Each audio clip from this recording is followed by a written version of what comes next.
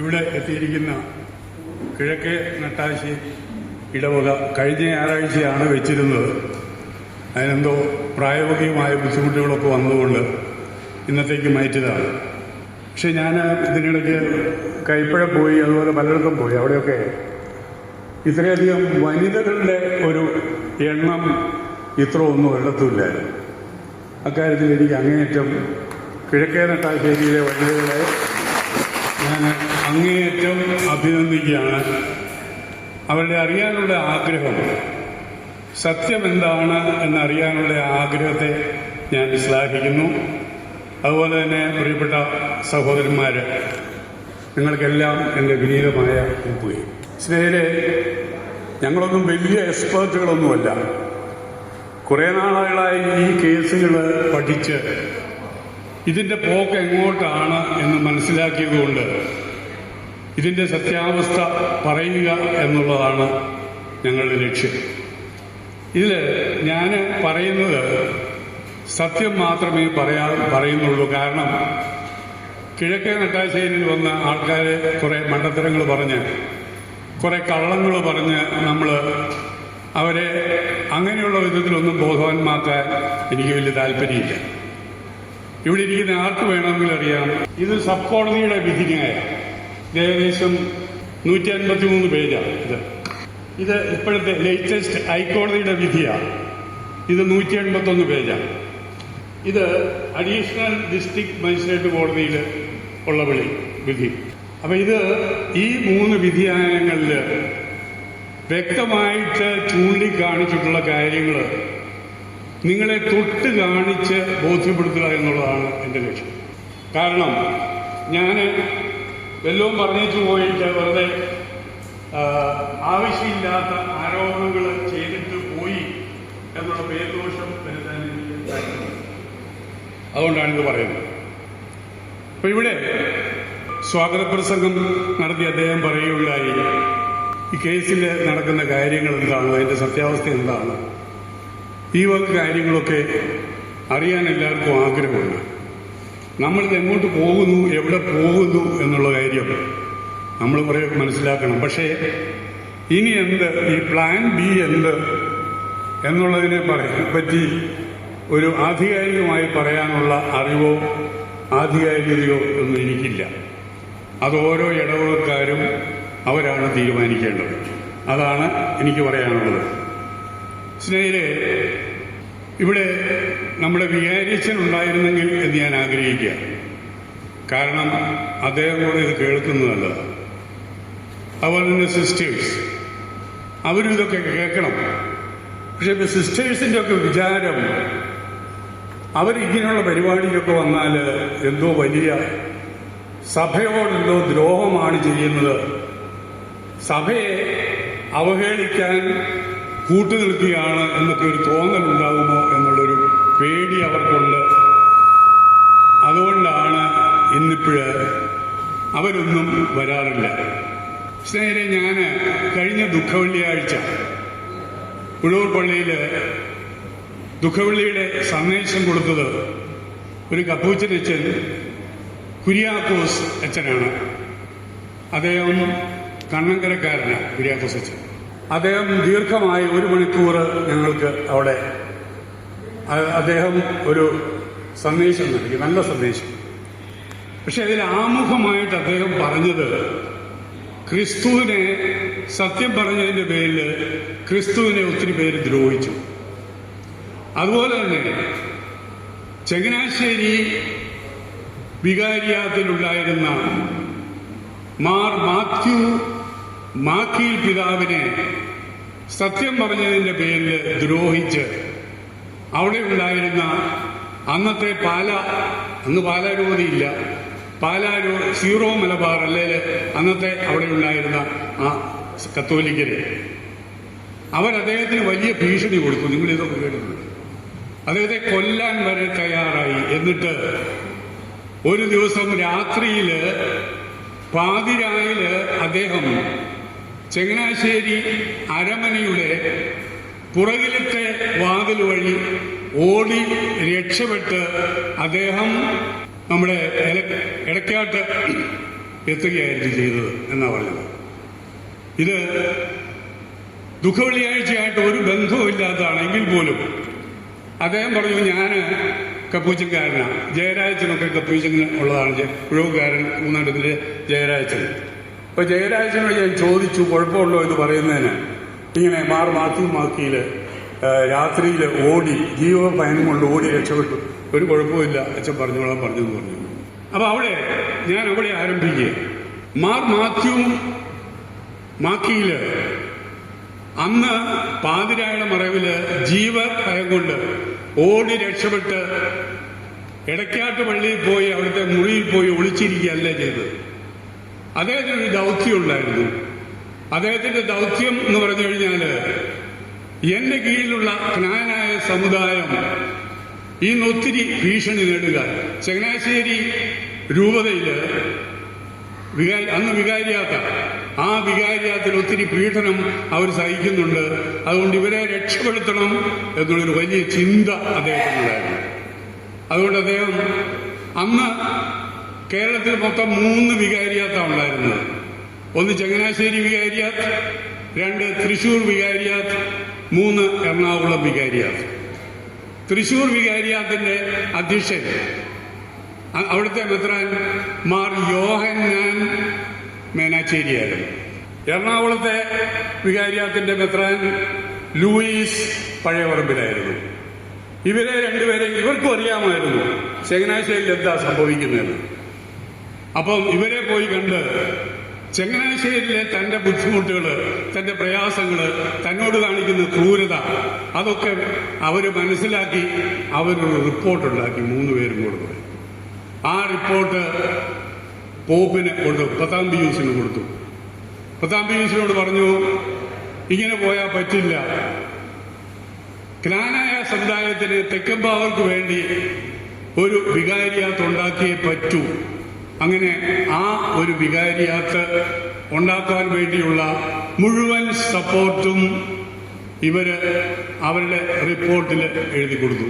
ഈ റിപ്പോർട്ട് കണ്ട് അത് പഠിച്ച് അദ്ദേഹത്തിന്റെ അവിടുത്തെ ക്യൂരിയാലുള്ള 4 കർദിനാൾമാര് അവരുമായിട്ട് ആലോചിച്ച് നന്നായിട്ട് ചിന്തിച്ച് ബോധ്യം വന്നാണ് 1911 കോട്ടയം വികാരിയാത്ത് ഉണ്ടാക്കിയത്. ഇപ്പൊ പലരും പറയുന്നുണ്ട് കോട്ടയം വികാരിയാത്ത് ഉണ്ടാക്കിയത് പത്താംപിയൂസിന് പറ്റിയ ഒരു അമളിയാണ് പറയുന്നുണ്ട്. പത്താംപിയൂസിന് പറ്റിയ ഒരു വലിയ മണ്ടത്തരമാണ് കോട്ടയം വികാരിയാത്ത് ഉണ്ടാക്കിയതും ക്നാനായക്കാർക്ക് അത് കൊടുത്തതും എന്നുള്ളതാണ് ഇപ്പം സീറോ മലബാറുകാർ പറയുന്നത്. അതിന്റെ ഫലമായി നമുക്കറിയാമല്ലോ 1911 ഇൻ യൂണിവേഴ്സിറ്റി ക്രിസ്ത്യാനി എന്നുള്ള അദ്ദേഹത്തിന്റെ ബൂള, ആ ബൂള ഇതിന്റെ മലയാള പരിവർത്തനമില്ല. ഈ മലയാള പരിവർത്തനം ഇത് സെന്റിനറിയിൽ 2011 കോട്ടയം രൂപത ഉണ്ടാക്കി 100 വർഷം തികഞ്ഞതിന്റെ സെന്റിനറി ആഘോഷത്തിന് കോട്ടയം രൂപതയിൽ നിന്നും അടിച്ച് പുറത്തിറക്കിയിട്ടുള്ള പരിഭാഷയാണിത്. അത് ഞാനിവിടെ ഒന്ന് വായിക്കാം. നമ്മുടെ ബൂള നിങ്ങൾ പലരും ഇത് കേട്ടിട്ടുണ്ടാവും എന്നെനിക്ക് തോന്നുന്നില്ല. കേട്ടിട്ടുള്ളവരാണെങ്കിലും ഒന്നുകൂടി ശ്രദ്ധിക്കുന്നതല്ല. ഭൂമുഖത്തുള്ള ക്രിസ്തീയ സമൂഹത്തെ ഭരിക്കുന്നതിന് ദൈവം നമ്മിൽ നിക്ഷേപിച്ചിട്ടുള്ള അധികാരപ്രകാരം വിശ്വാസികളുടെ രക്ഷയ്ക്ക് അവരുടെ ഭരണാധികാരികളുടെ ആഹ്വാനാനുസരണം അതിർത്തികൾ നിശ്ചയിച്ചു കൊടുക്കേണ്ടത് നമ്മുടെ പ്രത്യേക കടമയാണെന്ന് നാം കരുതുന്നു. മലയാളത്തിലെ സുറിയാനി അവരുടെ ഇടയിൽ ഒരു പുതിയ മിസം സ്ഥാപിക്കേണ്ടതാണെന്നും നാം തീരുമാനിക്കുന്നു. ഭാഗ്യസ്മരണാർഹനും നമ്മുടെ മുൻഗാമിയുമായ 13-ാം ലയോൺ മാർപ്പാപ്പ 1896 ജൂലൈ 26 ഒരു കൽപ്പന മൂലം മലങ്കര സുറിയാനിക്കാരുടെ ഇടയിൽ തൃശൂർ, എറണാകുളം, ചങ്ങനാശ്ശേരി എന്നീ 3 വികാരിയാത്തുകൾ സ്ഥാപിക്കുകയും അവരുടെ ഭരണാധികാരികളായി അവരിൽ നിന്നും ഓരോ മെത്രാന്മാരെ വാഴിക്കുകയും ചെയ്തിട്ടുണ്ട്. അതാണ് ഞാൻ ഈ പറഞ്ഞ 3 വികാരിയാത്ത്.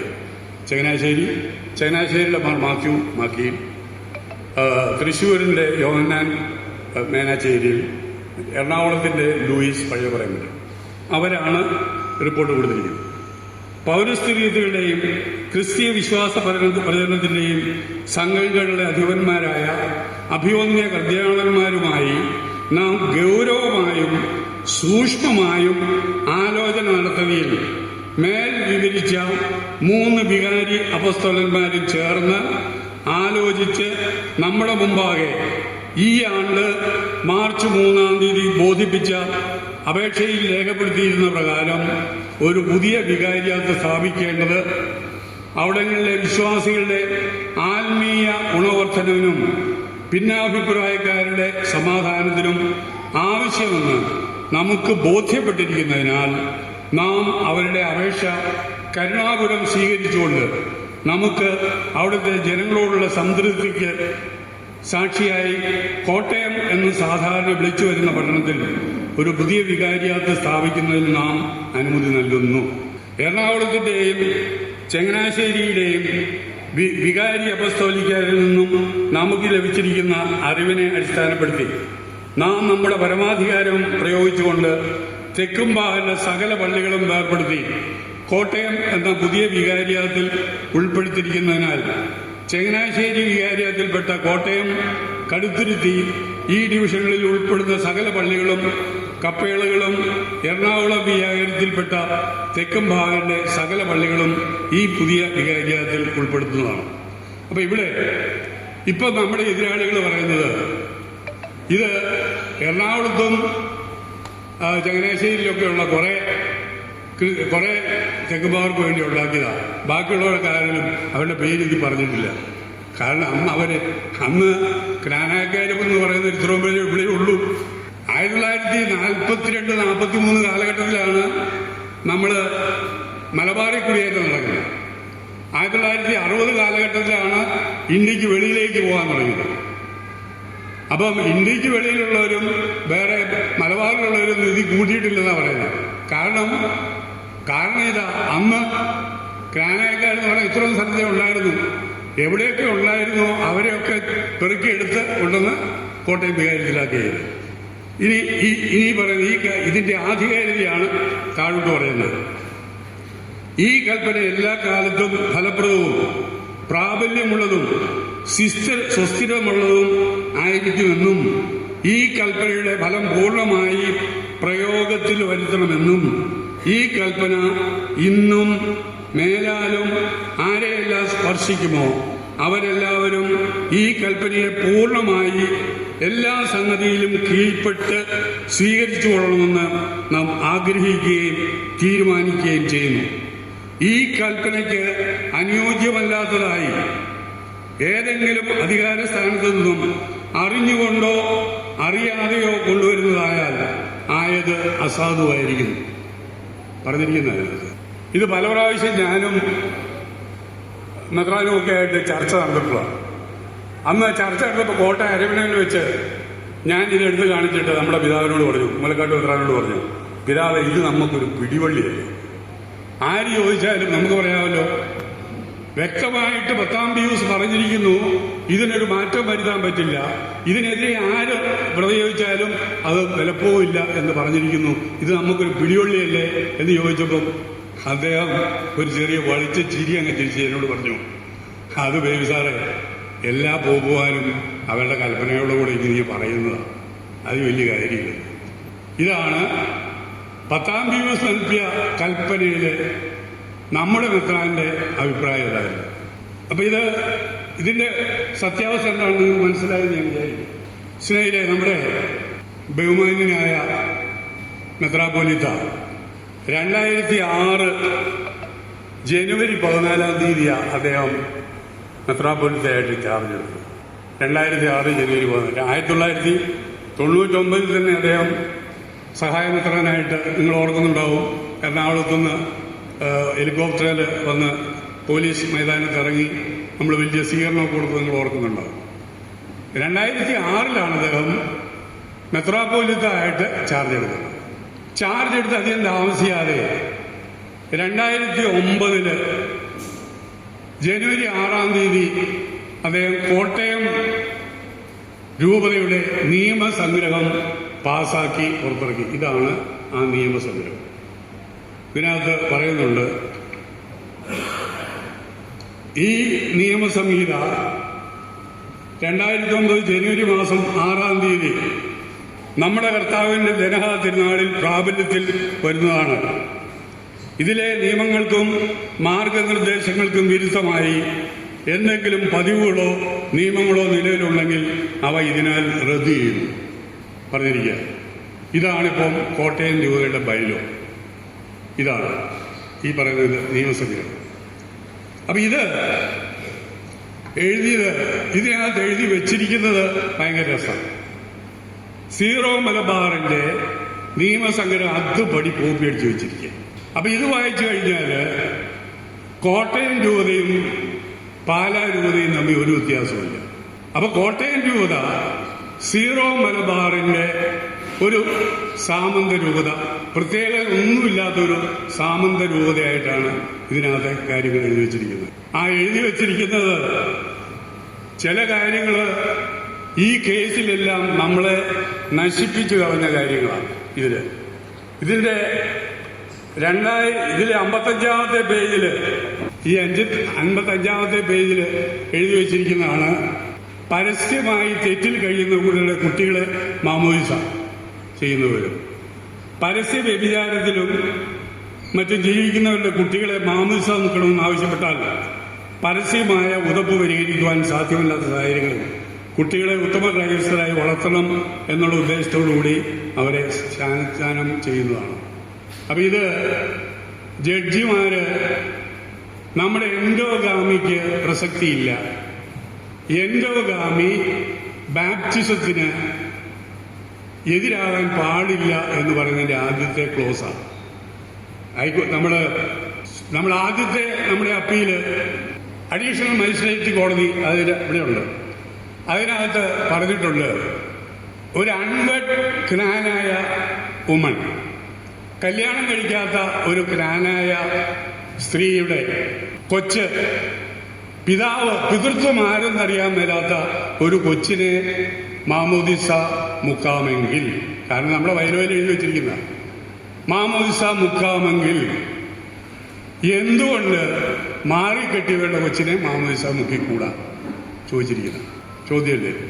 തന്റെ ആരെന്നറിയാൻ മേലാത്തൊരു വ്യഭിചാരി സ്ത്രീയുടെ കുട്ടിയെ മാമോദിസ മുക്കാമെങ്കിൽ നിങ്ങൾക്ക് എന്തുകൊണ്ട് ഇത് മുക്കിക്കൂടാ എന്ന് ചോദിക്കുന്നതാണ്.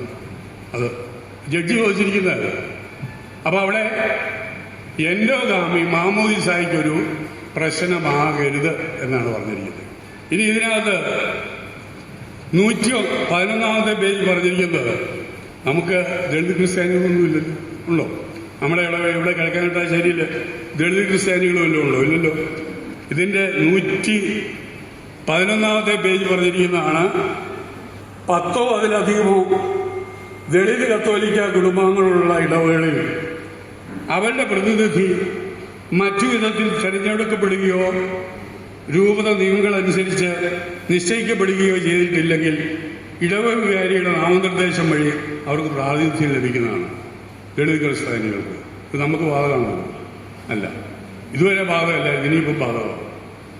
പിന്നെ വേറൊന്നുണ്ട്, 77-ാമത്തെ പേജിൽ ഇതിനകത്ത് പറഞ്ഞിരിക്കുന്ന ഒരു ക്ലോസാണ്, മാതാപിതാക്കന്മാർക്ക് അജ്ഞാതമായിരിക്കുന്നതോ എതിർപ്പുള്ളതോ ആയ പ്രായപൂർത്തിയാകാത്തവരുടെ വിവാഹം മെത്രാന്റെ അനുവാദത്തോടുകൂടി നടത്താമെന്നാണ് പറയുന്നത്. ഇന്ത്യൻ സുപ്രീം കോടതിയുടെ ചീഫ് ജസ്റ്റിസ് നോക്കിയാൽ പോലും പ്രായപൂർത്തിയാകാത്ത കുട്ടികളുടെ കല്യാണം നടത്താൻ പറ്റില്ല. അത് പോക്സോ കേസാണ്. അത് നമ്മുടെ ഇതിനകത്ത് എഴുതി വെച്ചിരിക്കുന്നത് മെത്രാന്റെ അനുവാദം ഉണ്ടെങ്കിൽ ആ കല്യാണം നടത്താവുന്ന. അപ്പൊ ഇത് സീറോ മലബാറിന്റെ അധിപതി കോപ്പി അടിച്ചു വെച്ചിരിക്കുന്നു. അപ്പൊ ഇതില് ഒരു ലക്ഷ്യമുണ്ട്. നമ്മളും സീറോ മലബാറും ഒന്നും വ്യത്യാസമില്ല. നമ്മളെ പയ്യെ സീറോ മലബാറിലേക്ക് കൊണ്ടുവന്നിച്ചു കഴിഞ്ഞാൽ അതുമായിട്ട് നമുക്ക് മേർജ് ചെയ്യാൻ പറ്റുന്ന വിധത്തിലുള്ളതാണ് ഇവിടെ എഴുതി വെച്ചിരിക്കുന്നത്. ഇനി സ്നേഹിതരെ, 2014 ഇത് 2009, 2014 ഒരു ട്രൈ പാർട്ടി എഗ്രിമെന്റ് ഉണ്ടാക്കി. പ്രസിദ്ധം എന്ന് പറയാൻ പറ്റില്ല, കുപ്രസിദ്ധമാണ്. ജ്ഞാനായക്കാരെ സംബന്ധിച്ചിടത്തോളം കുപ്രസിദ്ധമായ ഒരു വ്യവസ്ഥയാണ്. അതിൽ മാർ മാത്യു മൂലക്കാട്ട് നമ്മുടെ കോട്ടയം രൂപയുടെ മെത്രാൻ, ജേക്കബ് അങ്ങാടിയാത്ത് ചിക്കാഗോ രൂപയുടെ മെത്രാൻ, ജോർജ് ആലഞ്ചേരി പിതാവ് കർദിനാൾ സീറോ മലബാർ, ഇവർ 3 പേരും കൂടെ ഒന്നിച്ച് ഒരു എഗ്രിമെന്റ് ഉണ്ടാക്കി. ആ എഗ്രിമെന്റ് നമുക്കൊരു വലിയ ചെയ്തായത്.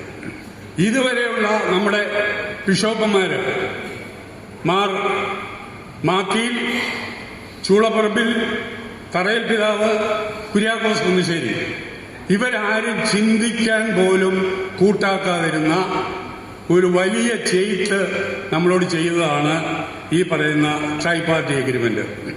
അത് പറഞ്ഞിരിക്കുന്നത് ഞാൻ അതിന്റെ ഇംഗ്ലീഷ് തന്നെ വായിച്ചേക്കാം.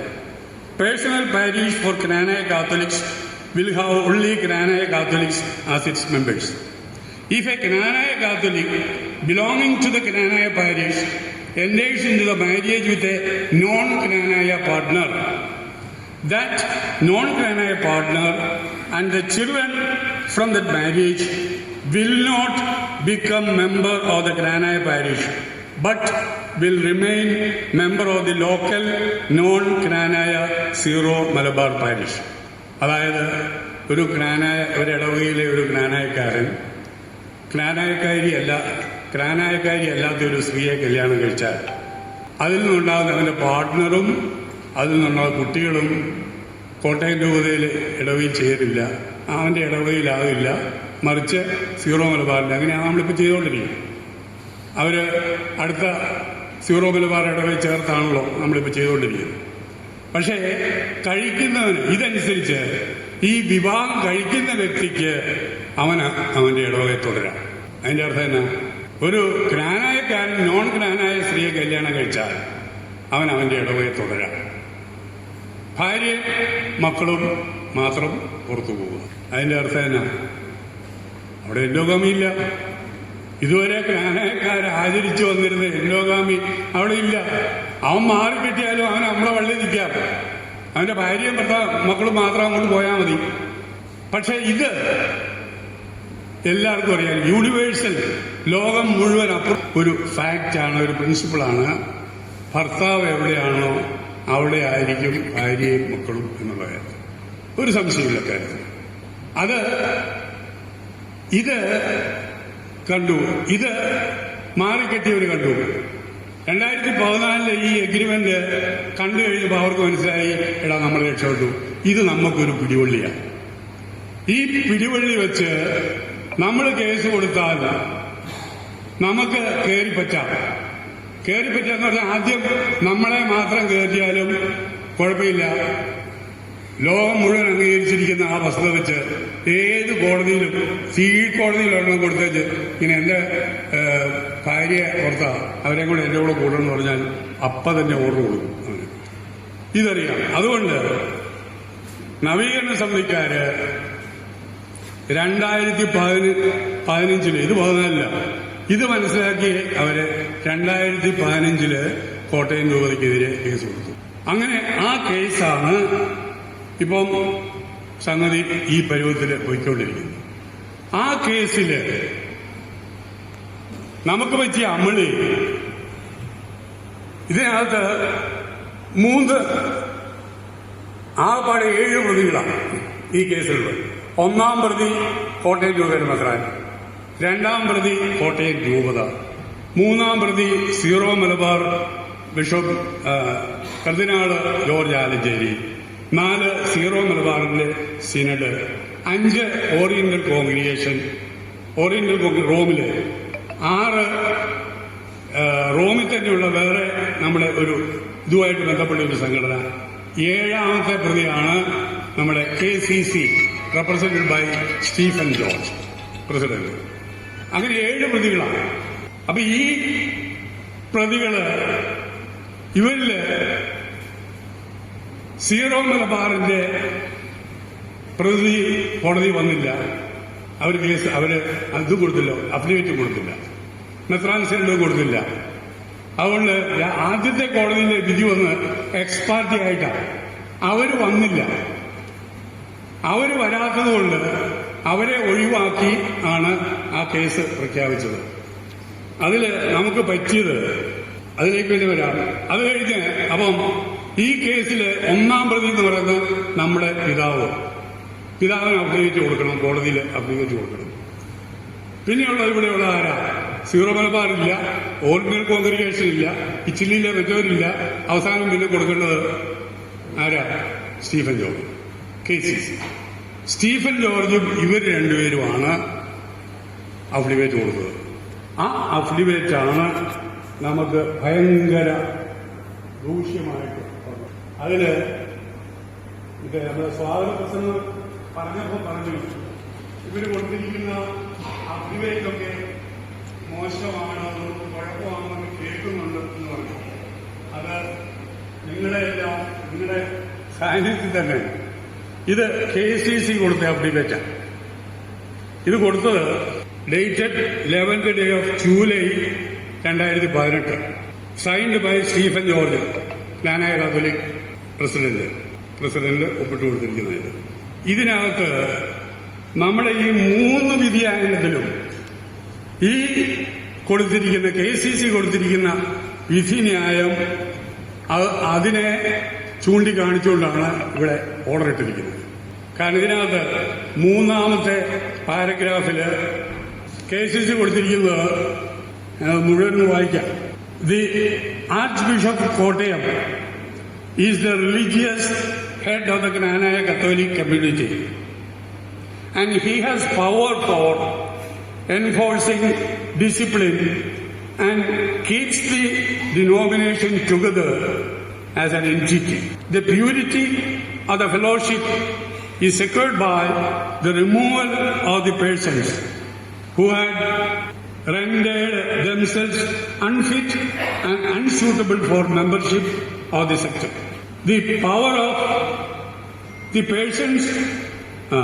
power of excommunication.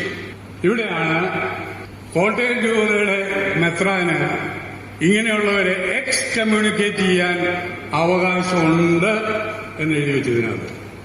അതുവരെ നമ്മൾ ചെയ്തിരുന്നില്ല. നമ്മൾ ചെയ്തിരുന്നത് ഒരാള് മാറിക്കെട്ടാനോ വന്നു കഴിഞ്ഞാൽ അവനൊരു ആപ്ലിക്കേഷൻ, ആ ആപ്ലിക്കേഷൻ അനുസരിച്ച് അവനെ സാങ്ഷൻ ചെയ്ത് അവനടുത്ത സീറോ മലബാർ ഇടവകയിൽ പോയി ചേർന്ന് അവനെ തിരിച്ചു വരും. അങ്ങനെ വന്ന് അവന് സാങ്ഷൻ കൊടുക്കുക. നമ്മൾ ഇതുവരെ ആരെയും എടുത്തു കളഞ്ഞിട്ടില്ല. ഇന്നുവരെ ഈ കേസ് കൊടുത്തിരിക്കുന്നവരെ അവർ ഫ്ലക്ക് മേടിച്ച് അനുവാദം മേടിച്ച് തിരിച്ചു പോയവരാണ്. അപ്പൊ ഇവിടെ പറഞ്ഞിരിക്കുന്നു എക്സ് കമ്മ്യൂണിക്കേഷനുള്ള അവകാശം നിങ്ങൾക്ക് ഞങ്ങളുടെ മെത്രാനുണ്ട്. അത് വന്നു കഴിഞ്ഞപ്പോഴ് കളി മാറി. നിങ്ങൾ എൻഡോഗാമി സ്വവംശ വിവാഹം നടത്തുന്നത് ഫോഴ്സിബിളാണ്. ഫോഴ്സിബിൾ എൻഡോഗാമിയാണ് നിങ്ങൾ നടത്തുന്നത്. അതൊരു കാലത്തും അനുവദിക്കാൻ പറ്റില്ല. അത് ആളുകളുടെ ഫണ്ടമെന്റൽ റൈറ്റിന് എതിരാണ്, പറ്റില്ല എന്ന് പറഞ്ഞുകൊണ്ട് കോടതി വിധി. ഇത് അങ്ങനെ വന്നു. ഇത് മെത്രാന്റെ ഇതിനകത്തില്ല, പക്ഷെ ഇതിനകത്തുണ്ട്. ഇതിൽ തന്നെ മെത്രാനും ഇവർ രണ്ടുപേരും കൊടുത്തിരിക്കുന്നവരുണ്ട്. 23ാമത്തെ കണ്ണികയില് അതാണ് നമുക്ക് വന്നിരിക്കുന്ന ഏറ്റവും വലിയൊരു ഗതികേട്. ഇതിനകത്ത് മെത്രാൻ ഇത് KCC കൊടുത്തിരിക്കുന്ന ഇതേ വാക്ക് തന്നെ, ഇതേ വേർഡിങ് തന്നെയാണ് മെത്രാനും കൊടുത്തിരിക്കുന്നത്. രണ്ടുപേരും ആലോചിച്ചാൽ. പിന്നെ മുമ്പിൽ പറഞ്ഞില്ലേ, ഇവിടെ സ്വാഗതപ്രസംഗം നടത്തിയ പുള്ളി പറഞ്ഞല്ലോ, ഇതാരാ ചോദിച്ചു കഴിഞ്ഞപ്പോൾ KCC ഇങ്ങനെ കൊടുത്തെന്ന് പറഞ്ഞല്ലോ. ഇതാരാ കൊടുത്തത്, എന്നാ കൊടുത്തത്, ആർക്കും ഒരു വിവരവും ഇല്ല, ഒരു അറിവുമില്ലെന്ന് പറഞ്ഞു. ഈ കേസെല്ലാം ഇങ്ങനെ വന്നു കഴിഞ്ഞപ്പോഴേ സ്റ്റീഫൻ ജോർജിനെ എല്ലാവരും പോയി തെറി പറയാൻ തുടങ്ങി. അപ്പൊ സ്റ്റീഫൻ ജോർജ് അടുത്തിടെ പറഞ്ഞത്, എന്റെ പൊന്നു സുഹൃത്തെ, എന്നോട് മൈക്കിൾ വെട്ടിക്കാട്ടച്ഛൻ ചേണ്ട ഇതാ നിങ്ങൾ KCC കൊടുക്കുന്ന അഫിഡവിറ്റാണ്, ഇതിനകത്തൊന്ന് ഒപ്പിട്ടേരെ, കോടതി കൊടുക്കേണ്ടതെന്ന് പറഞ്ഞു. ഞാനത് വായിച്ചു നോക്കിയില്ല. അതുവഴി ഞാനങ്ങ് ഒട്ടിക്കൊടുത്തു. അച്ഛൻ കൊണ്ടുവന്നല്ലേ എന്ന് വിചാരിച്ച് ഞാനങ്ങോട്ട് ഒപ്പിട്ട് കൊടുക്കുക. എനിക്കിതിനകത്ത് എഴുതിയിരിക്കുന്നതിനാണ് ഒന്നും അറിയാൻ മേല എന്ന് പറഞ്ഞു. അതാണ് അവസ്ഥ. കാരണം മൈക്കിൾ വെട്ടിപ്പാട്ടിട്ടാണല്ലോ KCCനെ കൺട്രോൾ ചെയ്യുന്നതും പുള്ളി പറയുന്ന പോലെയാണ് അവരെല്ലാം ചെയ്യുന്നത്. അങ്ങനെ ഒപ്പിട്ടതെന്നാണ് പുള്ളി പറയുന്നത്. ഇത് രണ്ടാമത്തെ ഇതിനകത്ത് കൊടുത്തിരിക്കുന്ന ഏറ്റവും വലിയ വിഡ്ഢിത്തരം, ഏറ്റവും മാരകം നമുക്കിട്ട് മാരകമായിട്ടുള്ളതായത്. മെമ്പർഷിപ്പ് ഇൻ ദ ഗ്രാനായ community or archdiocese of Kottayam is a birthright, follows from being born to Granaya parents exclusively.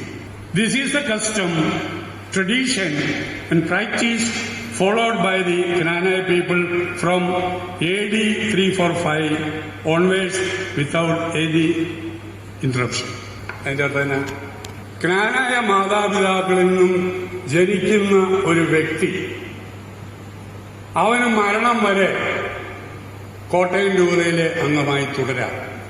ഇത് ട്രൈപാർട്ടിയുടെ വേറൊരു ഡൈവേർട്ടഡ് വേർഷനാണ് ട്രൈപാർട്ടിയുടെ. ഗ്രാനായ മാതാപിതാക്കളിൽ ജനിച്ചു കഴിഞ്ഞാൽ അവന് കോട്ടയം രൂപതയുടെ ഇതായിട്ട് തുടരാം. ഇതിനിടയ്ക്ക് അവന് ഞാൻ മറ്റൊന്നും പറഞ്ഞില്ല, ഏത് ജാതിയിൽപ്പെട്ടതോ ഒരു സാധനത്തിന് ഏതിനെ വേണേ കെട്ടിയാലും കുഴപ്പമില്ല, അവന് തുടരാം. ഇതുപോലെ ഇപ്പൊ നവീകരണ സമിതിക്കാർ പറയുന്നത് എന്താ, ട്രൈപാർട്ടി അഗ്രിമെന്റിലും പറഞ്ഞിരിക്കുന്നത് അവന് മാറിക്കെട്ടിയ വേറെ പെണ്ണിനെ കെട്ടിയാൽ അവന്റെ ഇടവകയെ തുടരാമെന്ന് പറഞ്ഞില്ല. ഇതിനകത്ത് പറഞ്ഞിരിക്കുന്നത് എന്താ, ഇവൻ ജനിച്ചാൽ മാതാപിതാക്കളിൽ നിന്ന് ജനിക്കുന്നവന് മരണം വരെ അവർ തുടരാം എന്ന് പറഞ്ഞിരിക്കുക. അപ്പം ഇതിനിടയ്ക്ക് മാറിക്കെട്ടിയാൽ തുടരാൻ വരുന്നതെന്ന് പറഞ്ഞിട്ടില്ല. അതുകൊണ്ട് ഞങ്ങൾക്ക് ഇതിനകത്ത് തുടരണം. അപ്പൊ കോട്ടയം രൂപതയുടെ മെത്രാനും കോട്ടയം രൂപയുടെ അൽമായ സംഘടനയാണ് അവര് പറഞ്ഞിരിക്കുന്നത്. ആ കാര്യം കോടതി ഇങ്ങോട്ടൊന്ന് എഴുതി തന്നാൽ മതി. അവര് സമ്മതിച്ചു, ഓൾറെഡി സമ്മതിച്ചു. അവര് സമ്മതിച്ച് ഇങ്ങോട്ട് എഴുതി തന്നാൽ മതി എന്നാ പറഞ്ഞിരിക്കുന്നത്. പിന്നെ കോടതി എന്നാ ചെയ്യുന്നേ? കോടതിക്ക് എന്നാ ചെയ്യാൻ പറ്റും? പിന്നെ ഇവർ സമ്മതിക്കുക. ഹൈക്കോടതിയുടെ വിധിയിൽ ഈയിടെ കൃഷ്ണൻ ഉണ്ണി എന്ന് പറയുന്ന KCCയുടെ വക്കീല്, ഞാൻ മറ്റോളം വായിക്കാം, ഇത് മൂലക്കാട്ട് കൊടുത്തിരിക്കുന്നതാണ് നമ്മുടെ മെത്രാൻ. പുള്ളിയുടെ ഇത് തന്നെയാണ് 23-ാമത്തെ പാരഗ്രാഫിലാണ് ഇത് തന്നെ കൊടുത്തിരിക്കുന്നത്. Same work, membership in the ഗ്രാനായ community of Archdiocese of Kottayam is the birthright that follows from being born to Granaya parish exclusively. This is the custom, tradition, practice followed by the Granaya people from AD 345. അപ്പൊ ഇങ്ങനെയാ കോടതിയിൽ എഴുതി കൊടുത്തിരിക്കുന്നത്. അപ്പൊ അത് വന്നു കഴിഞ്ഞപ്പോൾ ഈ നമ്മുടെ ഒരു കാലത്ത് മാറ്റം വരുത്താൻ പറ്റിയില്ല എന്നും പറഞ്ഞ നമ്മുടെ പിതാവ് ഇറക്കിയിരിക്കുന്ന ഈ നിയമസംഹിതയുണ്ട്. ഈ നിയമസംഹിതയുടെ ഈ 2ാമത്തെ പേജിൽ താഴെ പറഞ്ഞിരിക്കുന്നത്, ജ്ഞാനായ പുരുഷൻ ജ്ഞാനായ സ്ത്രീയെ വിവാഹം ചെയ്യണമെന്നതാണ് സ്വീകാര്യമായ പാരമ്പര്യം. ഈ പാരമ്പര്യം ലംഘിച്ച് ജ്ഞാനായ പുരുഷനോ സ്ത്രീയോ ഇതര സമുദായത്തിൽ നിന്നും ജീവിത പങ്കാളിയെ സ്വീകരിച്ചാൽ അപ്രകാരമുണ്ടാകുന്ന കുടുംബം എന്ന് പറഞ്ഞാൽ കുടുംബത്തില് അപ്പനും അമ്മയും മക്കളുമുണ്ട്, കുടുംബം. പക്ഷേ ട്രൈപാർട്ടിയിൽ എന്നാ പറഞ്ഞിരിക്കുന്നത്, ഭാര്യ മക്കളും മാത്രം പോകും, അവന് അകത്താകും. അപ്പം ഇതിന് ഘടകവിരുദ്ധമായിട്ടാണ് ട്രൈപാർട്ടി എഗ്രിമെന്റും ഈ പറഞ്ഞ ഇതിൽ കൊടുത്തിരിക്കുന്നത്. ഇതിനകത്ത് കൊടുത്തിരിക്കുന്നത് തന്നെ ഗ്രാനായ മാതാപിതാക്കളും ജനിച്ചവന് മരണം വരെ അതിനകത്ത് തുടരാം, അവന്റെ മെമ്പർഷിപ്പ് തുടരാം, അവനിടയ്ക്ക് വേറെ കിട്ടിയാലും കുഴപ്പമൊന്നുമില്ല. അപ്പോഴ് ഈ ഹൈക്കോടതിയിലെ കേസിൽ ഞാനതിനകത്ത് മാർക്ക് ചെയ്തിട്ടുണ്ട്, വേണേ വായിക്കാം. ആ ജഡ്ജി അവിടെ പറഞ്ഞിരിക്കുന്ന കൃഷ്ണനുണ്ണി എന്ന് പറയുന്ന പുള്ളി അഡ്വക്കേറ്റ്, KCCയുടെ അഡ്വക്കേറ്റാണ്. പുള്ളി നമ്മളെ അബ്ലിവേറ്റ് കൊടുത്തിരിക്കുന്ന മറ്റത് തന്നെയാണ്. കൃഷ്ണനുണ്ണി ഈ ക്ലോസ് കോട്ടയം ജില്ലയുടെ ബൈലോയില് ഇങ്ങനെയാ പറഞ്ഞിരിക്കുന്നതെന്ന് പറഞ്ഞ് ഈ ക്ലോസ് പറഞ്ഞു. അന്നേരം ജഡ്ജി പറഞ്ഞു, അത് കയ്യിലിരിക്കട്ടെ, നിങ്ങൾ ഇവിടെ എഴുതി കൊടുത്തിരിക്കുന്നത്, ആ എഴുതി കൊടുത്തിരിക്കുന്നതിനെ സപ്ലിമെന്റ് ചെയ്യുന്ന എന്തെങ്കിലും ആർഗ്യുമെന്റ് ആണെങ്കിൽ ഞാൻ സ്വീകരിക്കാം. പക്ഷേ ആ എഴുതി കൊടുത്തിരിക്കുന്നതിനെ മാറ്റിമറിക്കാൻ ശ്രമിച്ചാൽ ഞാനത് സ്വീകരിക്കില്ല. You please sit down. ഇരുത്തി ഇവിടെ എഴുതി കൊടുത്തോണ്ട് അപ്പൊ വാക്കാൽ പറയുന്നതിന് പ്രസക്തിയില്ല. ഇതൊക്കെ അറിഞ്ഞുകൊണ്ട് ചുമ്മാതെ ഒന്നും എഴുതി കൊടുത്തതല്ല, ഇതൊക്കെ വ്യക്തമായിട്ട് അറിഞ്ഞുകൊണ്ട് തന്നെയാണ്. ഞാൻ ഇതിനകത്ത് കേസില് ഒത്തിരി ഞാൻ ഈ പറഞ്ഞ കേസില് ഈ എക്സ്കമ്മ്യൂണിക്കേഷൻ അതിന്റെ മുഴുവൻ ഈ 3 വിധിന്യായത്തിലും പറഞ്ഞിട്ടുണ്ട്. എക്സ്കമ്മ്യൂണിക്കേഷൻ ഇതാ നമ്മുടെ ആദ്യത്തെ വിധി. ഇതിനകത്ത് വിധിയുടെ 143-ാമത്തെ പേജിൽ ഇവര് പറയുന്നില്ല, നമ്മുടെ വക്കീല്, ആദ്യത്തെ കോടതിയിലെ ഒരു വിവരവുമില്ലാത്തൊരു വക്കീല് അതിയാനെ വെച്ചാണ് കേസ്. വേറെ ആർക്കും അറിയാം, ഇങ്ങനൊരു കേസ് നടക്കുന്ന പോലും ആർക്കറിയില്ല. MACG വക്കീല്, ആ വക്കീലിനെ വെച്ചാണ് നടത്തിയത്. അതേസമയത്ത് മറ്റവര് സുപ്രീം കോടതിയിൽ നിന്നുള്ളവരെ കൊണ്ടുവന്ന് വെച്ചാൽ അവര് കേസ് നടത്തി. അവര് ഈ സബ് കോടതിയിൽ അവർക്ക് വേണ്ട ഒത്തിരി കാര്യങ്ങളൊന്നും പറഞ്ഞില്ല. വേശ്യയുടെ കൊച്ചിന്റെ മാമോദിസ, അതുപോലെ തന്നെ അരപ്പള്ളിയുടെ കേസ്, അതൊക്കെ സബ് കോടതിയിലാണ് അഡീഷണൽ ഡിസ്ട്രിക്ട് ബെഞ്ച് കോടതിയിലാണ് അവർ കൊണ്ടുവന്നത്. അവർ നേരത്തെ എഴുതി കൊടുത്തു. അവർക്കറിയാം താഴത്തെ കോടതിയിൽ ഇതൊന്നും കൊണ്ടുവരണ്ട. കാരണം ഈ കൊച്ചിന് ഈ കഞ്ഞിയും പറ്റും പതി നമ്മൾ പറയില്ലേ. കോട്ടയം രൂപതയുടെ വക്കീലിന് നമ്മളിതൊക്കെ മതി, അതുകൊണ്ട് തന്നെ അവനെ പൊട്ടിക്കാൻ നമുക്ക് പറ്റും എന്നുള്ളതുകൊണ്ട് മേജർ കാര്യങ്ങൾ അവര് വേറെയില്ല വെച്ച്, അഡീഷണൽ ഡിസ്ട്രിക്ട് കോടതി വെച്ചു. ഇനി അടുത്ത് വരാൻ പോകുന്നത്, ഇപ്പൊ അവര് പറയുന്നത്, ഈയിടെ വക്കീലിന്റെ ഒരു ഇത് കേട്ടു ഞാൻ. പുള്ളി പറയുന്നത് ട്രൈപാർട്ടി അഗ്രിമെന്റ് ഒന്നും ഇവിടെ ഒന്നും വന്നില്ല. ട്രൈപാർട്ടി അഗ്രിമെന്റ് അവർ എഴുതി കൊടുത്തിട്ടുണ്ട്. അത് അവർ സുപ്രീം കോടതിയിൽ എടുത്തിട്ടുണ്ട്. ട്രൈപാർട്ടി അഗ്രിമെന്റ് നേരത്തെ എഴുതി കൊടുത്തത് എന്താണെന്ന് ഇതാണ്. ഞാൻ പറയുന്നത്, ഒരു കീഴ്ക്കോടതിയിൽ നമ്മൾ എന്തു കൊടുക്കുന്നോ എന്ന് ആധികാരികമായിട്ട് അവിടെ കൊടുക്കുന്ന തെളിവുകൾ, അവിടെ കൊടുക്കുന്ന വാദങ്ങൾ, അവിടെ കൊടുക്കുന്ന എവിഡൻസ്, അതിനെ മാത്രം ബേസ് ചെയ്താണ് മേലോട്ട് പോകുന്നത്. അതാ സത്യം. അതല്ലാതെ അതുകൊണ്ടാണ് ഞാൻ നേരത്തെ പോലും പറയുന്നത്, നമ്മൾ എവിടെ പോയാലും അപ്പീൽ ചെയ്യിക്കില്ല. കാരണം അപ്പീൽ ജയിക്കാൻ പറ്റാത്ത മുഴുവൻ കാര്യങ്ങളും നമ്മുടെ ഈ അഫിഡവിറ്റിൽ നമ്മുടെ മെത്രാൻ കൊടുത്തിട്ടുള്ളൂ. അതായത് അവര് പറയുന്നത്, ഞങ്ങൾ ജ്ഞാനായ മാതാപിതാക്കളിൽ നിന്ന് ജനിച്ചവരാ, ഞങ്ങള് ഒന്ന് മാറിക്കെട്ടിയെന്നേ ഉള്ളൂ. പക്ഷെ മാറിക്കെട്ടിയാല് ഞങ്ങൾക്ക് ഞങ്ങളുടെ ഇടവകയെ തുടരാം എന്നാണ് മെത്രാൻ കൊടുത്തിരിക്കുന്നത്. KCC കൊടുത്തിരിക്കുന്നത് അത് തന്നെയാണ്. പിന്നെ എന്തിനു ഞങ്ങളെ മാറ്റി നിർത്തണം?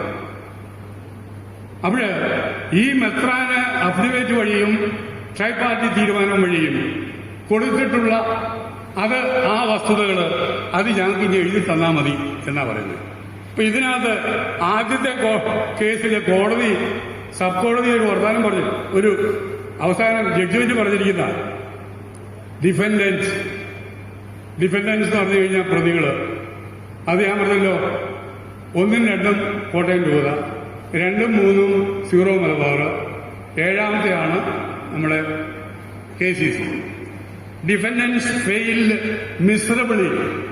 ആലോചിച്ച് മിസറബിളി എന്ന് പറഞ്ഞാൽ അതിദയനീയമായിട്ട് തോറ്റെന്നാ പറയുന്നത് കോടതി. Miserably to establish the fact that Knanaya community and second defendant have been practicing endogamy as a custom in Knanaya Catholic. Knanaya കത്തോലിക്കരുടെ ഇടയിൽ എൻഡോഗാമി ഒരു കഷ്ടമായിട്ട്, സ്വവംശ വിവാഹം ഒരു കഷ്ടമായിട്ട് ദീർഘനാളായിട്ട് ആചരിച്ചു വരിക എന്ന് തെളിയിക്കാൻ ഡിഫൻഡൻസിന് സാധിച്ചില്ല. പിന്നെ വേറൊരു കാര്യം, അതാണ് ഞാൻ മുമ്പ് പറഞ്ഞ സീറോ മലബാർ നമുക്ക് ചെയ്തത്. അത് ഇത് പറഞ്ഞിരിക്കുന്നത്, they failed to establish the fact that Catholic Church accepted practice of endogamy. Catholic church എന്ന് പറഞ്ഞു കഴിഞ്ഞാൽ നമ്മൾ പറഞ്ഞാൽ പോരാ. ഈ പറഞ്ഞ സീറോ മലബാർ അവര് പറഞ്ഞിരുന്നെങ്കിൽ അവരുടെ പ്രതിനിധി അല്ലെ വക്കീല് പോയി, ക്നാനായക്കാരെ സ്വവംശ വിവാഹനിഷ്ഠം പാലിക്കുന്നവരാണ്, പണ്ടുപോലും പാലിക്കുന്നവരാണെന്ന് ഇവർ കോടതിയിൽ ചെന്ന് പറഞ്ഞിരുന്നെങ്കിൽ ഈ ഒരു പ്രശ്നം നമുക്കുണ്ടാവില്ലായിരുന്നു. അതാ പറഞ്ഞിരിക്കുന്നത്.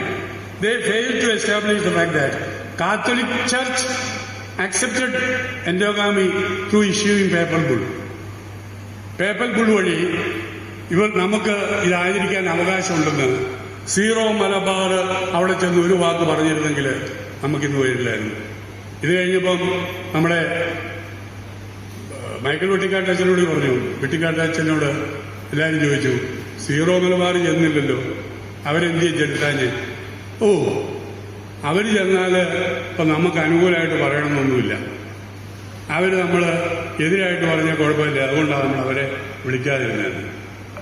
ഞാൻ ചോദിച്ചോട്ടെ, സീറോ മലബാറിലേക്ക് നമ്മളെ കൊണ്ടുപോയി കെട്ടാൻ, അവിടെ കൊണ്ടുപോയി നമ്മളെ പൂട്ടിയിടാൻ വേണ്ടി ഇവര് ഈ പരിപാടികളെല്ലാം നടത്തുന്നത് ഇവരെല്ലാം അറിഞ്ഞുകൊണ്ട്, അവരോട് അറിഞ്ഞുകൊണ്ട്, അവരോട് പറഞ്ഞിട്ടുണ്ടാവും നിങ്ങളിന്ന് വരണ്ട, വന്നു കഴിഞ്ഞാൽ ഇതിന് മറുപടി നിങ്ങൾ പറയേണ്ടി വരും.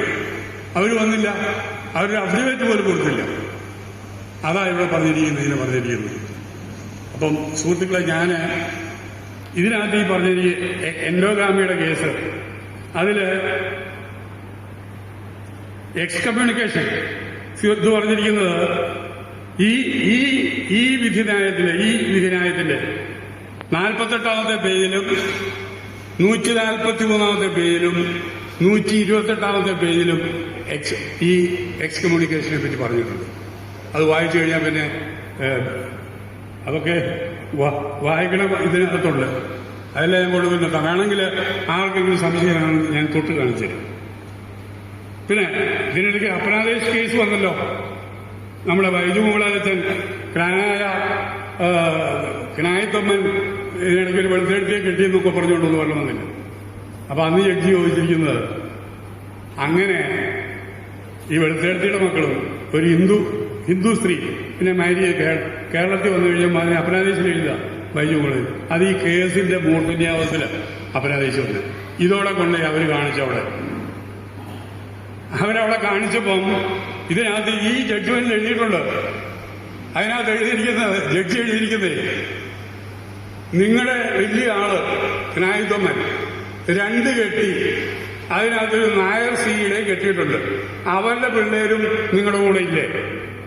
അവരുടെ പിള്ളേരും ആദ്യത്തെ പിള്ളേരും ഇല്ലേ? അപ്പൊ നിങ്ങൾക്ക് എങ്ങനെയാ എൻഡോഗാമി സ്വാംശ വിവാഹനിഷ്ഠ നിങ്ങൾ ആചരിക്കുമെന്ന് പറയാൻ പറ്റുന്നത്?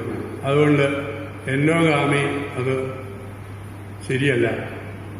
മറ്റൊരു നിങ്ങളുടെ ഹയർ അതോറിറ്റി ക്രിസ്ത്യൻ അവരും പറഞ്ഞിട്ടില്ല നിങ്ങൾക്ക് ആണ് എന്ന് പറഞ്ഞുകൊണ്ടാണ് ആദ്യത്തെ വിധി. അതുപോലെ തന്നെ 2ാമത്തെ വിധിയിലും ഈ എക്സ്കമ്മ്യൂണിക്കേഷനുണ്ട്. ഹൈക്കോർട്ടിലെ വിധിയിൽ പല പ്രാവശ്യം എക്സ്കമ്മ്യൂണിക്കേഷൻ വരുന്നുണ്ട്. അപ്പൊ ഇത് ഞാൻ ഇനി ദീർഘിക്കുന്നില്ല. കാരണം അസൽ അഡ്വക്കേറ്റ് അനീഷ് വിളിയിട്ടുണ്ട്. ഇതിനകത്ത് കേസിനകത്ത് എന്തെങ്കിലും ഉണ്ടെങ്കിൽ ബാക്കി അനീഷ് കാര്യങ്ങൾ പറയും. ക്നായിത്തൊമ്മൻ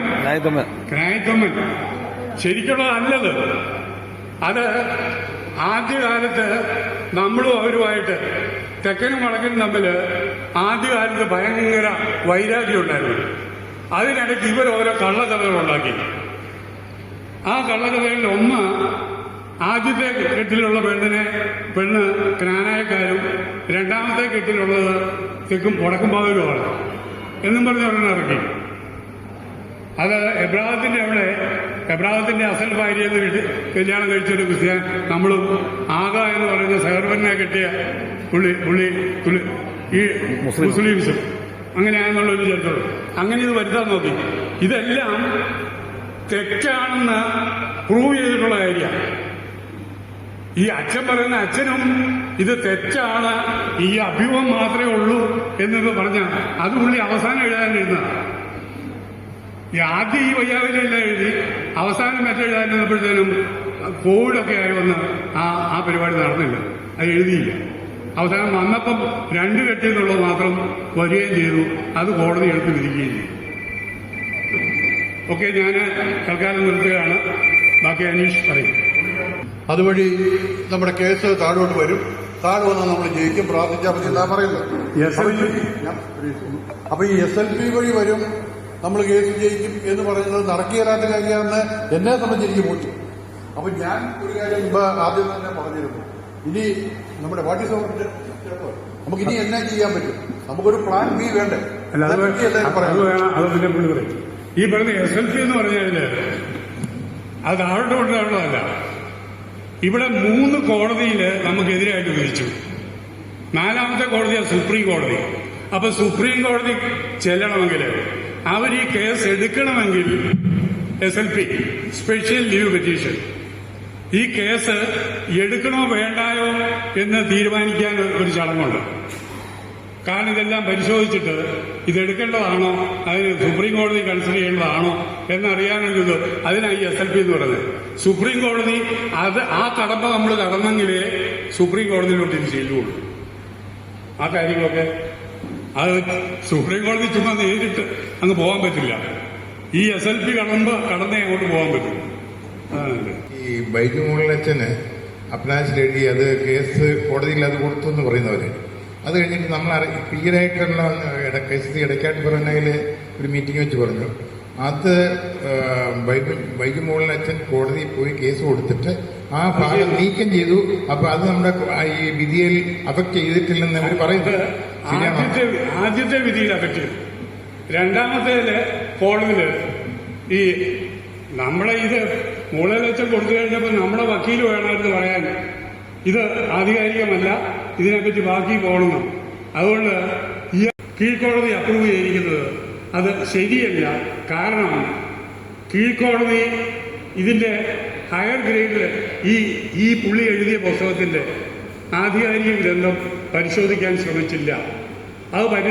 അത് കീഴ്ക്കോടതി പരിശോധിച്ചിട്ട് വേണമായിരുന്നു ഈ വിധി പറയാൻ. അതുകൊണ്ട് അത് ഞങ്ങൾ തള്ളിക്കളയുന്നു എന്ന് പറഞ്ഞുകൊണ്ട് ഈ മറ്റേ രണ്ടാമത്തെ കോടതി വിധിച്ചു. പക്ഷേ ഫസ്റ്റ് കോടതി വിധിച്ച് കഴിച്ചു. ഫസ്റ്റ് കോടതി അവരിത് വലിയ ആഘോഷമായിട്ട് എടുത്ത് വിധിച്ചു. അത് കഴിഞ്ഞിട്ടാണ് സെക്കൻഡ് കോടതിയിൽ അതോടെ ഈ കീഴ്ക്കോടതിയുടെ അവിടുത്തെ ആ മെൻഷൻ അത് മാറ്റി. ഹൈക്കോടതി ചെന്ന് കഴിഞ്ഞപ്പോഴാണ് അത് മാറ്റി. ഹൈക്കോടതി ചെന്ന് കഴിഞ്ഞപ്പോഴാണ് പിന്നെയുണ്ട്. അപ്പോൾ ഞാൻ വളരെ സന്തോഷം. ഇതൊക്കെ ഈ സമയം ഞാനിപ്പം പെറ്റൊന്നും എടുക്കാതെ ഞാനിതിനകത്ത് ഓരോ പേജ് കുറിച്ച് വെച്ചിട്ടുണ്ട്. പക്ഷേ അതൊക്കെ എടുത്താൽ ഒത്തിരി സമയം പോകും.